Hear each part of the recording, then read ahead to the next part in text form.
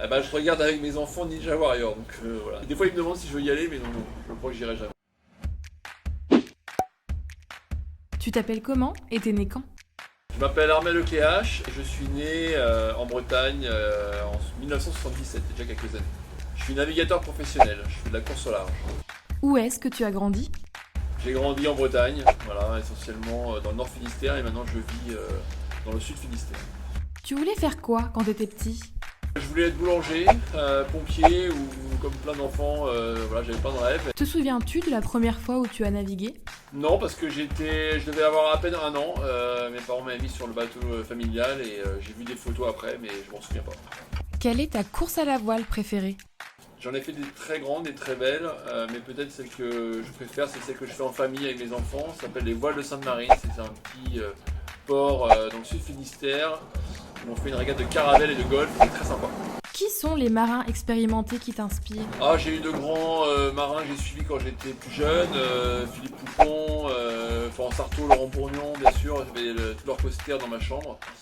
Et puis un grand marin, bien sûr, que j'ai plus découvert après qu'il ait disparu, c'est Eric Tabarly.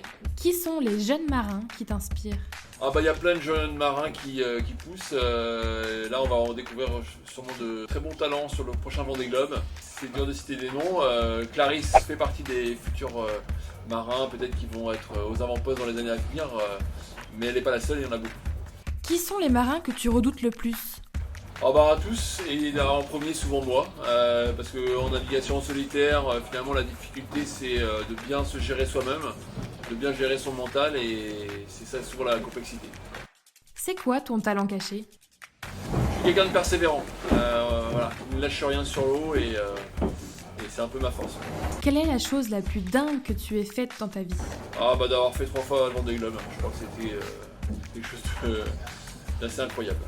Si demain tu devais choisir un bateau et une destination, tu irais où et avec quel bateau? Je prendrais un Nautitech 46 et je partirais dans les îles au soleil en famille. Quelle est ta musique préférée pour naviguer? J'aime bien écouter de la musique en général, mais les Rolling Stones c'est plutôt pas mal. Qu'est-ce que tu as honte de regarder à la télé? Je regarde avec mes enfants Ninja Warrior, donc voilà. Des fois ils me demandent si je veux y aller, mais non, je crois que j'irai jamais. T'es plutôt monocoque ou multicoque? Alors j'ai été beaucoup monocoque et j'ai hâte de retourner en multicoque. Où se trouve ton mouillage secret préféré? Je vais pas forcément le dévoiler, mais il se trouve dans le Finistère, dans un petit coin très sympa. Es-tu accro à quelque chose?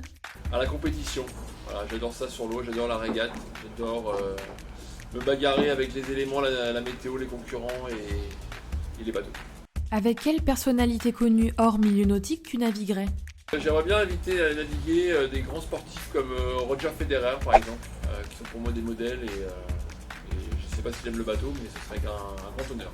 Si tu avais le président de la République en face de toi, qu'est-ce que tu lui demanderais? Je lui dirais surtout que bon courage pour tout ce qu'il a à faire et tout ce qu'il a à accomplir. On est de la même année, on est tous les deux de 77. Quels sont les gestes écolos que tu fais le plus en mer? On conserve bien sûr toutes nos poubelles pendant les courses, c'est très important.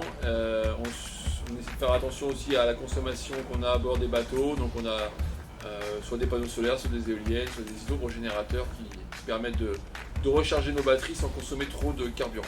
Peux-tu nous raconter l'arrivée de course qui t'a le plus marqué? Alors l'arrivée de course qui m'a le plus marqué, c'est l'arrivée de mon dernier Vendée Globe que j'ai remporté. Voilà, c'était une grande victoire, un grand moment d'émotion et surtout après 3 tentatives, 10 ans de passé pour arriver à réaliser ce rêve avec beaucoup de gens autour de moi. Quand est-ce que tu t'es fait le plus peur en mer? C'était sur la dernière route du Rhum, quand le bateau a cassé et qu'il a chaviré. C'était un moment très très difficile. Quelles sont selon toi les 3 qualités de Clarisse, ton apprenti Vendée Globe? Clarisse, elle est motivée, elle est pleine d'énergie et elle a un mental d'acier. As-tu déjà navigué sur un Nautitech? Et aujourd'hui c'était une première et j'espère qu'il y en aura d'autres. As-tu des projets professionnels pour le futur? C'est la construction en ce moment d'un nouvel ultime, un grand trimaran de 32 mètres de long qui sera mis à l'eau en 2021 pour participer à plusieurs tours du monde, une route du Rhum, donc de beaux et de grands projets à venir. As-tu des projets de croisière pour le futur? Oui, j'ai des projets de croisière dans le futur, j'espère faire une croisière avec Globe Sailor en famille l'année prochaine en Grèce.